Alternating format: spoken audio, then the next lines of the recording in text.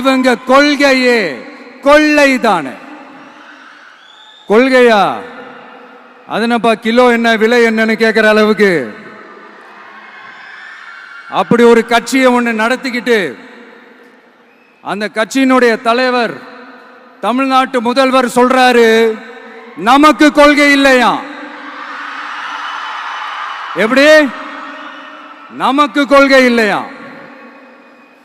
பிறப்புக்கும் எல்லா உயிருக்கும்னு ஒரு அடிப்படை கோட்பாட்டை நம்ம கட்சியினுடைய ஒரு முக்கிய கோட்பாட்டை அறிவிச்ச நமக்கு கொள்கை இல்லையா?